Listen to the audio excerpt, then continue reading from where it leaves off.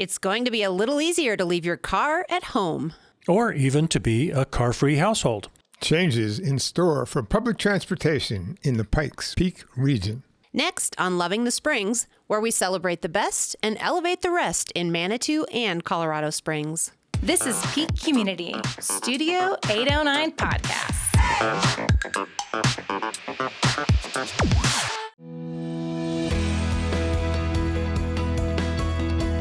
In the studio today is Jacob Matsen, Planning and Operations Supervisor for Mountain Metropolitan Transit, Mountain Metro for short. Jacob Matsen, you're one of our favorite people because you are kind of running the show over at Mountain Metro. Bit of a stretch, but I try to do what I can. We're glad to have you here because we are at Loving the Springs. We're really big fans of active transportation. We really like to get people out of their cars whenever possible. You made it on time to the studio, so I guess your bus wasn't running late. Right from base. I want to mention that you did a great job on another Studio 809 podcast, Peak Environment.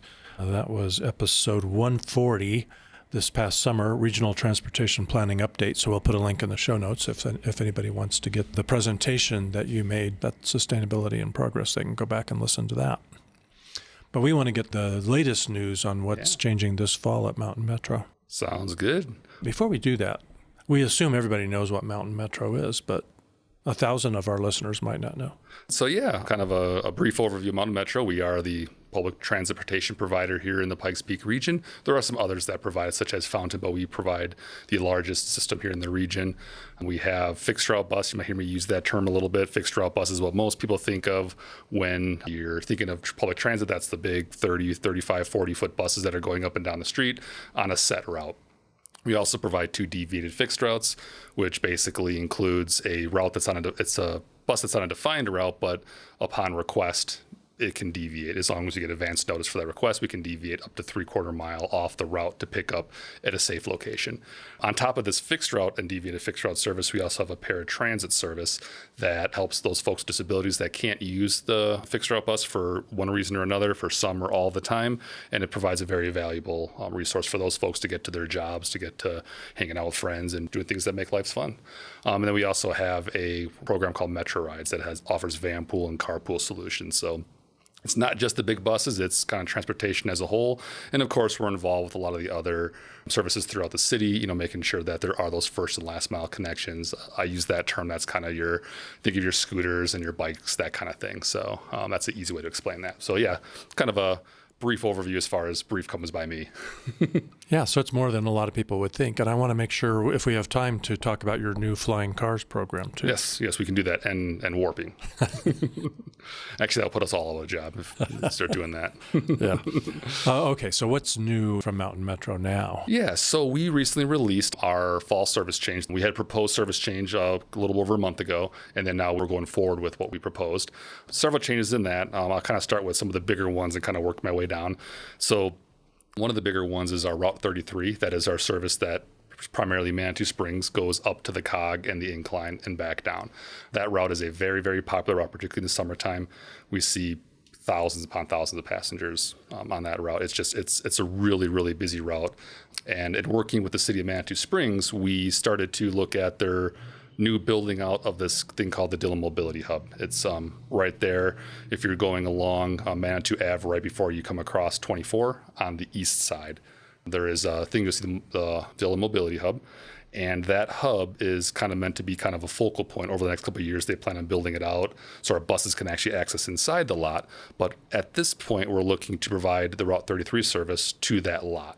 And that's a place where people can park a car and then bus in. Correct. Yeah, we're hoping this will help with some of the traffic that's in Manitou Springs, which gets really bad, particularly west of City Hall. If you're familiar with the area, it really gets convoluted there. So the thought is to bring folks out kind of from that city core, and then for those that are just going to the Incline and up to the Cog, and then this would get them through. There are still stops in Manitou Springs, so people can use this route to go from the Dillon Mobility Hub downtown Manitou Springs, but one of the more focus points is getting those people through the city and reducing that traffic that goes there.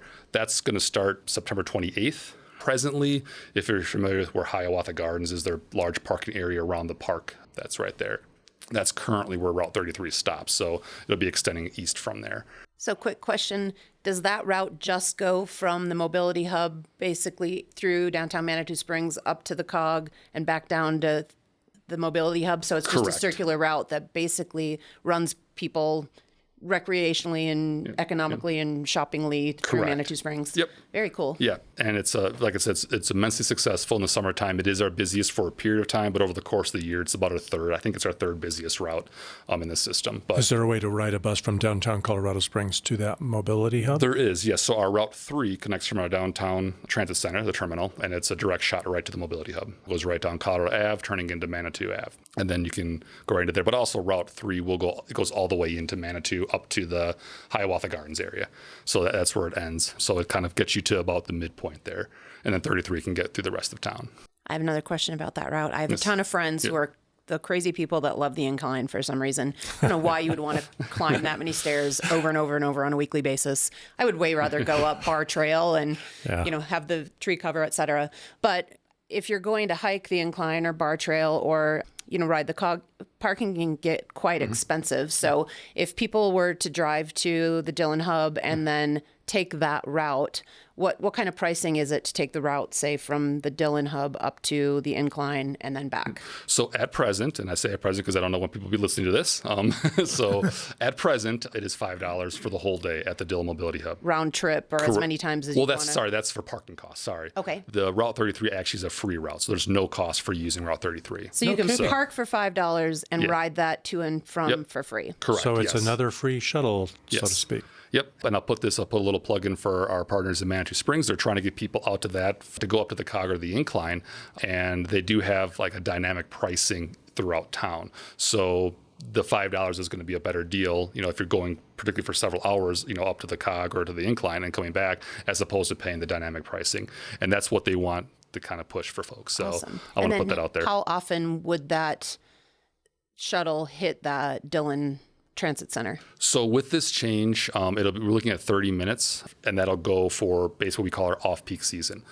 We are changing up our off-peak season by increasing our peak season for Manitou Springs. So we're actually going to be increasing, starting into next year, the frequency and length of that season. So going into this fall, it goes a 30-minute service. So say you get there at 6 a.m., you can potentially grab a bus, but either 6 or 6:30, depending where you are, and then same thing from the incline to go back down, half-hour increments, basically. Yes, yeah, Cool. it's along that idea. And how early? I mean, people hike that thing really early. Does it start as early as 6 a.m.? During the peak season. It does change throughout the course of the year, though. So Just hit your website or the QR codes. hitting our website, hidden Route 33, looking for that on our website. You'll get all the time frame of that. I could probably rattle it off here, but it'd probably be more beneficial folks take a look at that, get the idea of what it's going to look like. But when we're looking at next spring, that won't come out for a little while still. We need still to plug in some of those numbers and find out the exact timing of the bus in terms of when it'll pick up at certain locations.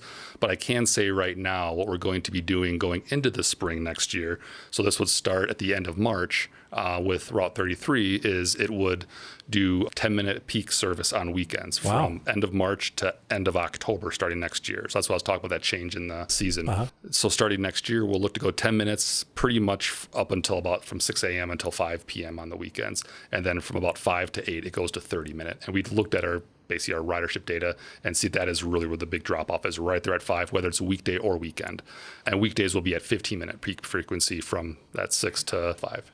Okay, so that was Yeah, it took you definitely on a sidetrack. hijacked you. I was just up there recently, and it was excessive watching people trying to park. Excessive is not the right word, but there was an excessive amount of people trying to park, at 7-ish a.m. on a Saturday between all of the recreation and entertainment stuff up there. So this is a great option, and can't believe how affordable. Yeah, and this was a kind of a conversation with Mountain Metro Transit along with Manitou Springs of how we wanted to go with that service. We went for several meetings kind of going back and forth of what was needed, and this is what we all settled on. I think everybody is pretty happy with the outcome.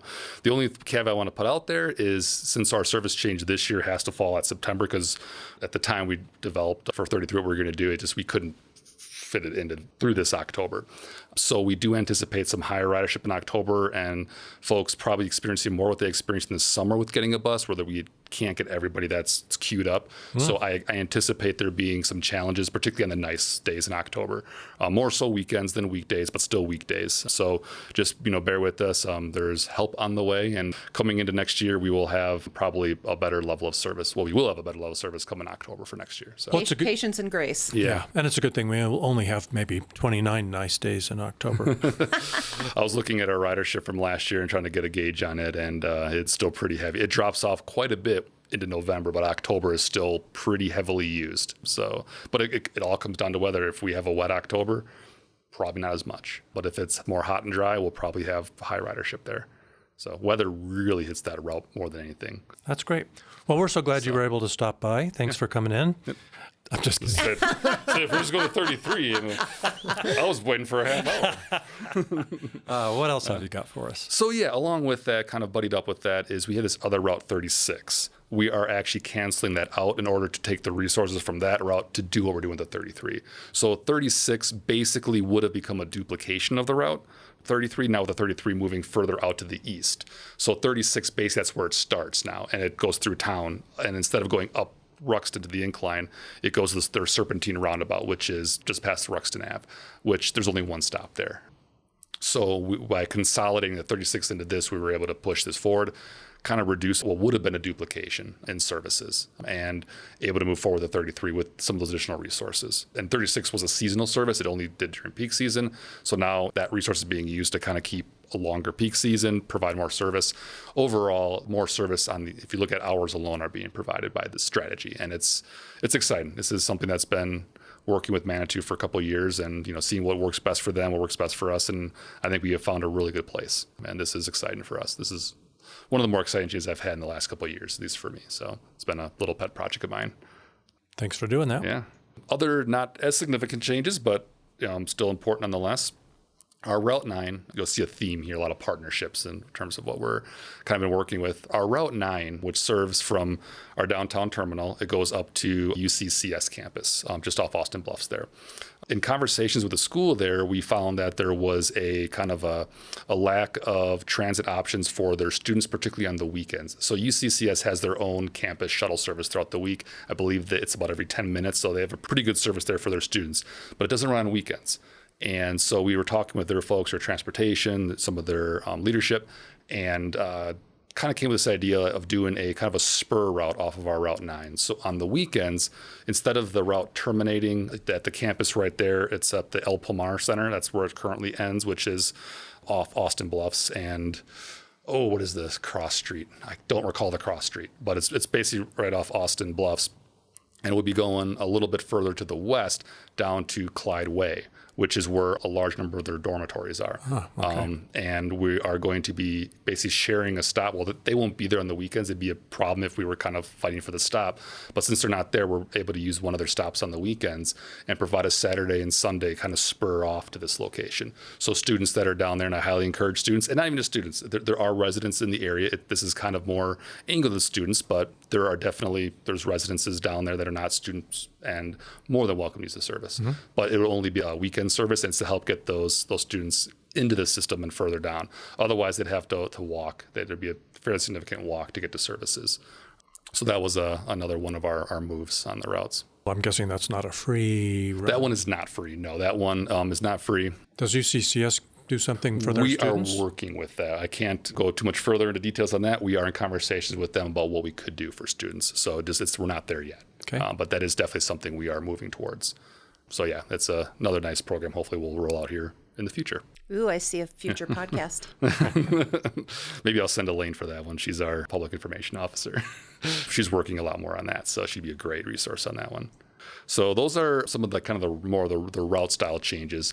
And then we just have a series of other things we're kind of doing. Route 38, so that connects at Montebello and Academy in that kind of area there. And it goes up to what we call the Northern Hospitals. It's basically Memorial North. So that route goes up there, but there's always been limited stops. We started this service a couple of years back as a express route, so it just had a few stops on the south end of the route and a few stops on the north end. And we've been kind of sprinkling in stops here and there. And that's kind of the big push this year. We're looking to add 3 stops in each direction for more access. Looking at that route, that's one of I mentioned before, the deviated fixed routes. This is one that people can deviate for, but we're not getting a lot of requests for it. So I do want to plug that if there are people that are off this route that are looking to use it, but it's not close enough and you're within that 3/4 mile, you're welcome to call. I don't have the number with me right now, but there is a number on our schedules. You'll find it there. And we'll put that number in the show notes too. It sounds good. Yeah, I'm sure that's the only reason it's not getting used a lot is that people are unaware. Yeah, and I agree. That's part of that. And then also the reason I want to see if there's more latent demand in this area for the route by putting these other stops. So we're adding stops. I mentioned the 3. Near Woodland Hills and Union is one of them. Then we'll have one by Lexington and Union, and then up by Briargate. So those are kind of the 3 areas that we're looking at. Putting stops down and hopefully bringing more of that demand from the area. It's challenging to find stops on Union, as you would imagine, that are safe and useful for passengers. So we believe we found a few good spots in there, and I think we're good to go. So that's 38 at C. And then we also, I mentioned Route 9 with the students at UCCS. What also came in this discussion was what are some other access points? So I mentioned Clyde Way, which is right off Austin Bluffs there.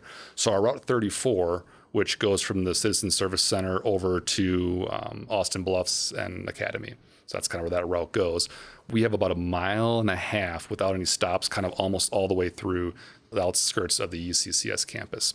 And so we're adding a stop at Clyde Way. That's right near the student dorms there, adding stops in both directions. So that'll be another option in that area. So that's not in the campus. That's like right Correct. at, it's on Austin right Bluffs? along Austin Bluffs. Okay. Yeah. So again, trying to find places that are safe to stop a bus there. We were able to work out a few spots we think that should work well. We will be taking feedback from drivers because they're the ones that deal with this day in and day out.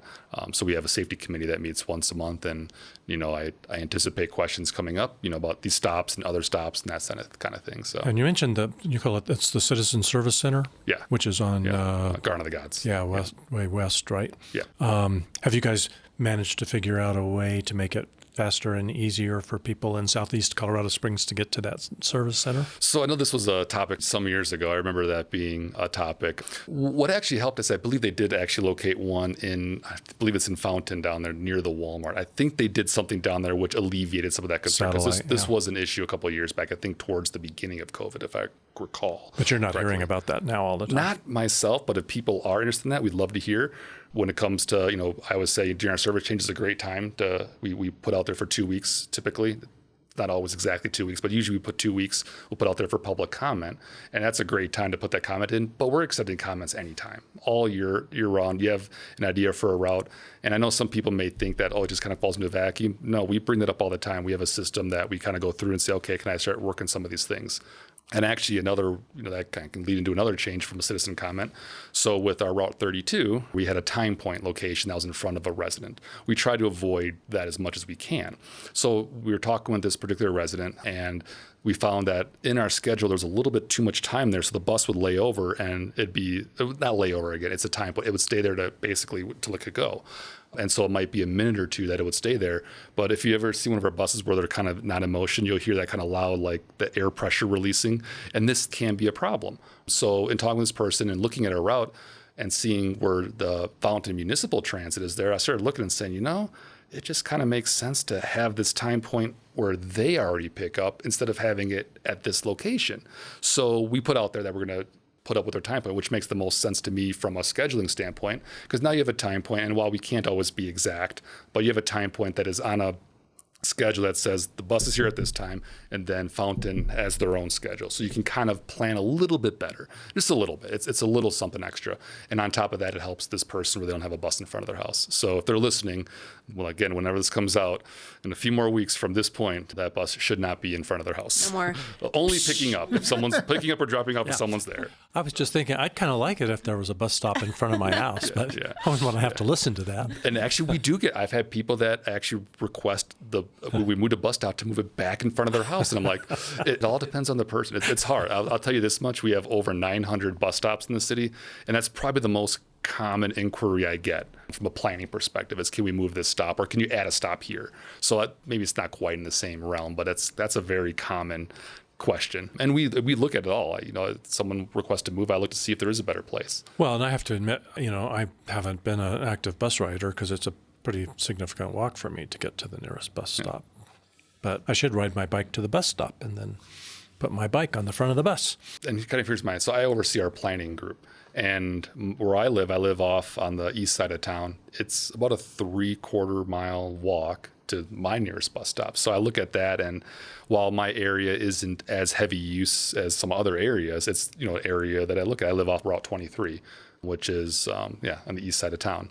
And so I look at myself. I go, would I use it more if it was closer to my house? Yeah. And I'm saying that as the planner. So I have a stake in this, and I'd want to use the bus, but for me, it's the same situation. It's a long walk, and I want to make our system better. So we're looking at all sorts of these things. So how can we make it look better? Which actually, throw this out there, we are not there yet, but we're on the cusp of kicking off what we call a comprehensive operation analysis. We call it COA for short. But what that'll look at is our entire system and look for more efficiencies. Are there areas that I can get more efficiency? Could a little tweak in a route change up?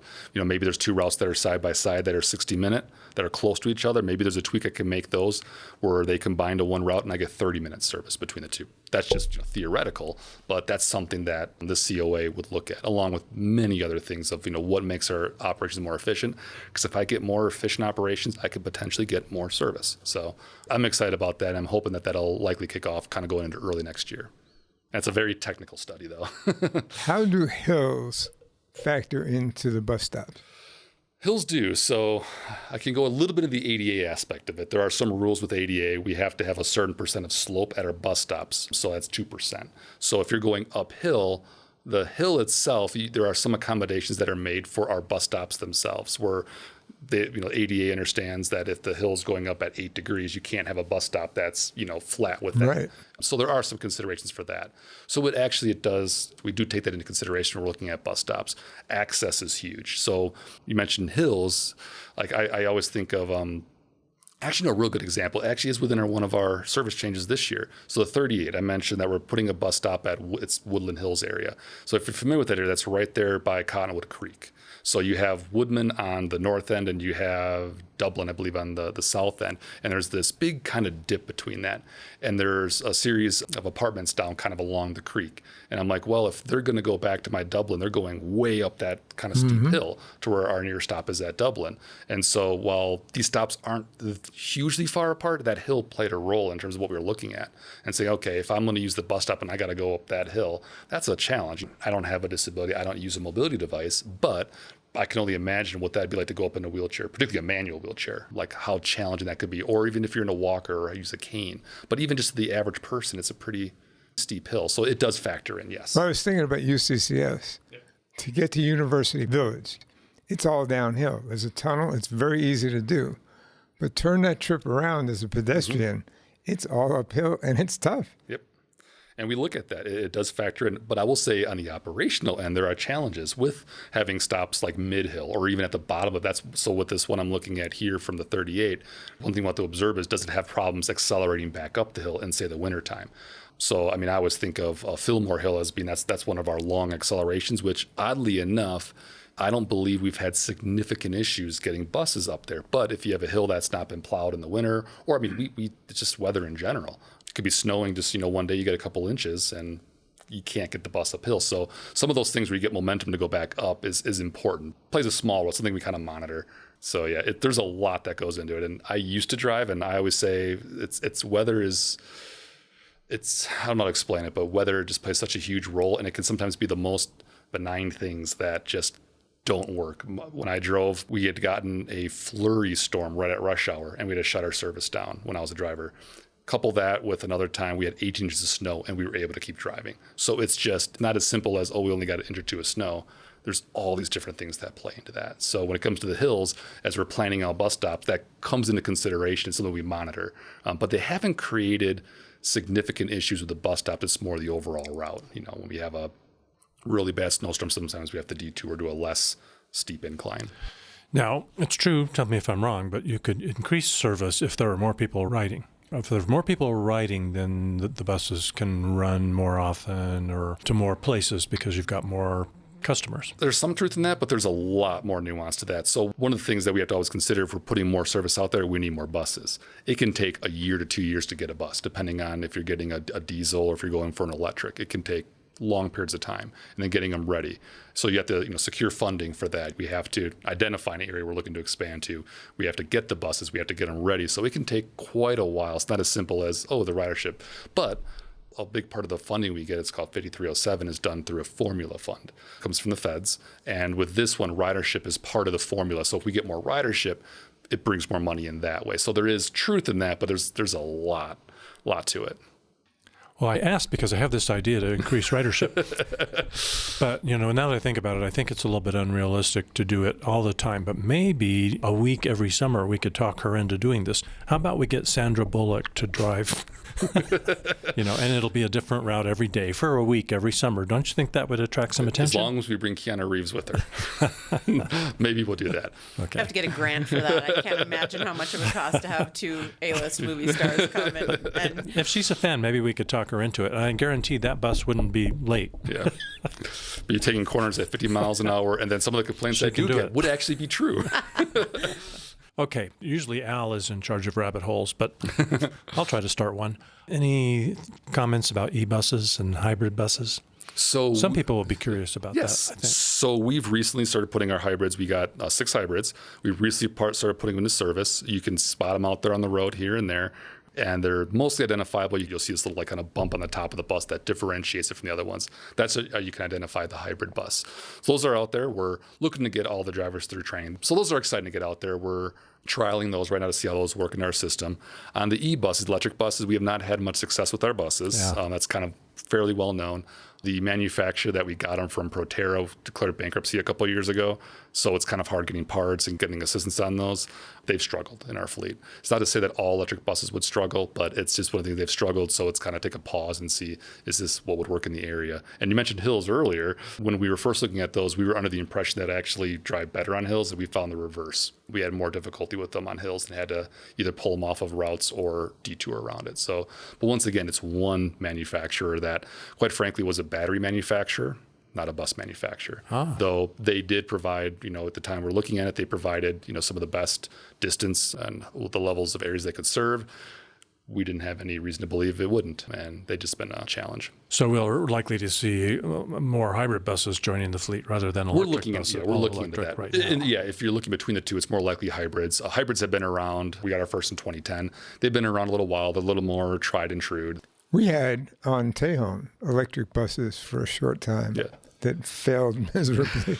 I've heard, so I wasn't here at that point, but I've heard some of the stories. Stuff, yeah. And I think those were the range was in the low hundreds, I think. I think it was in the tens. Yeah, I mean, I'm serious. I'm serious. It was very bad. And when it got cold, which is often, it was less than the 10s. Yes. I will say this with our Proterras, they got actually pretty decent range. I was seeing them out on the road for 13 hours pretty consistently. It's just the mechanical issues became the real challenge with those. Mm-hmm.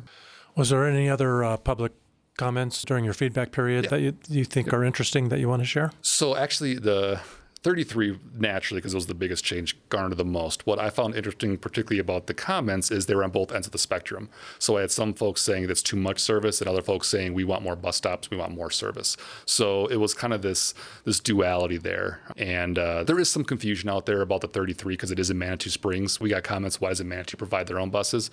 Well, we're all part of this PPRTA tax, and Manitou Springs pays in as well. They're helping with the cost of services. So it's only right that they get services through this, provided we have a great partnership there.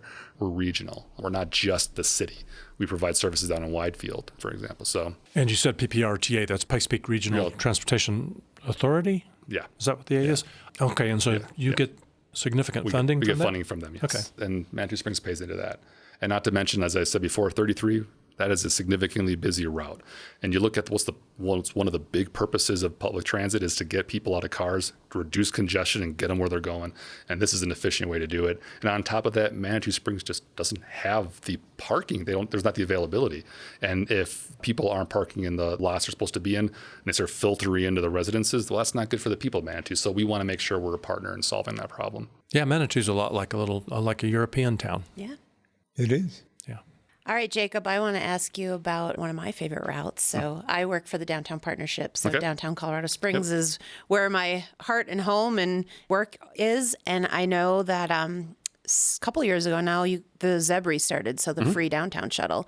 And I guess I should note at this point that Downtown Partnership is a sponsor of this podcast. But I would love to hear you talk a little bit about ZEB and future plans to keep it going and the special stops that were put in, anything that you might want people to know about downtown Colorado Springs free shuttle. Good question. Yeah, so as mentioned, the free shuttle, it's one of 3 routes currently, 33 and 36 as being the other ones that are free.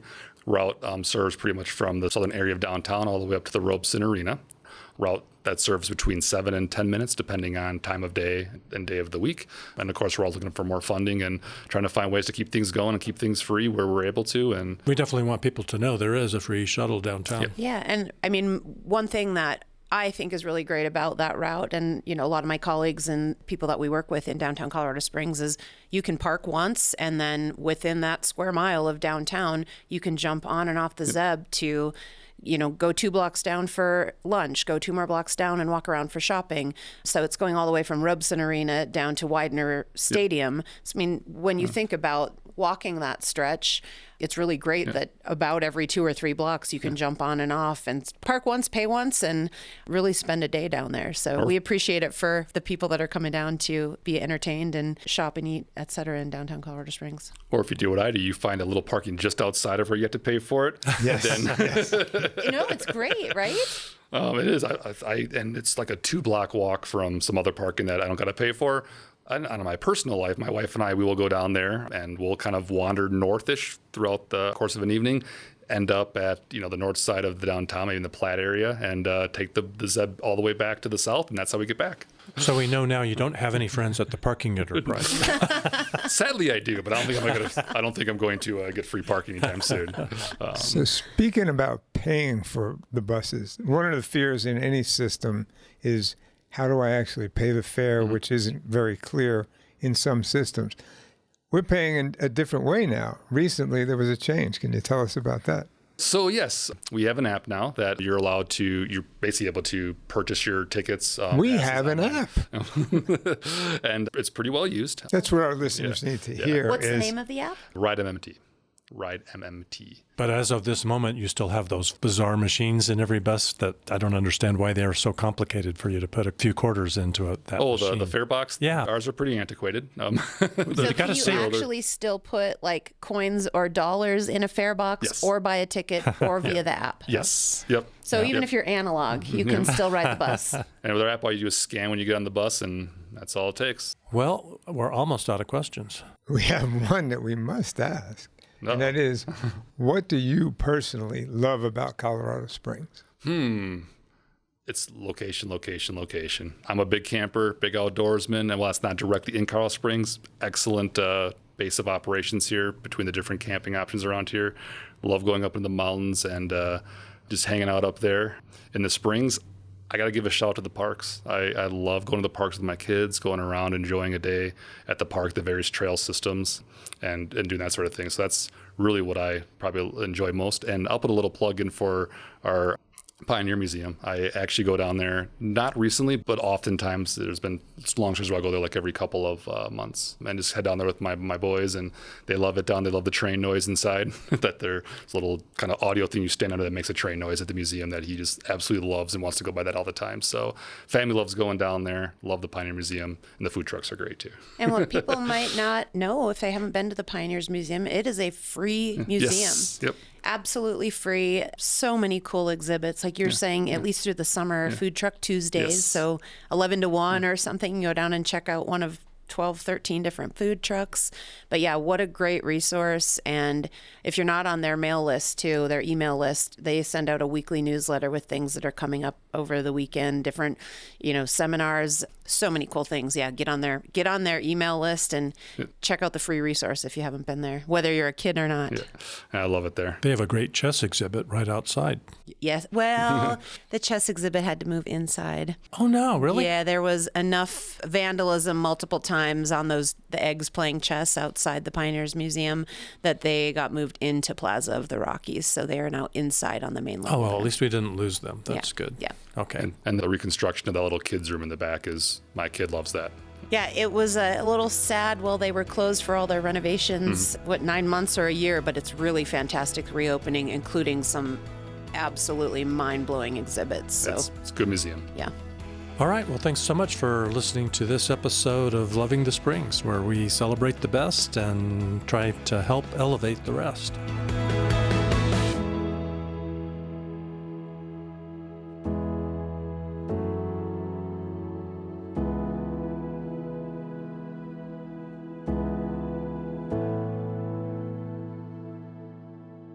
In the Pikes Peak region, there's no shortage of activities. Whether you're experiencing breathtaking parks or magnificent works of art, if you're getting fashionable at a film festival or fresh at a farmer's market, if you want to hear the sweet sounds of a symphony or the smooth shred of a Stratocaster, look no further than Peak Radar, your one-stop shop for all events in the Pikes Peak region, your free source for viewing and posting events. So no matter how you engage with our beautiful region, visit peakradar.com and get plugged into the peak.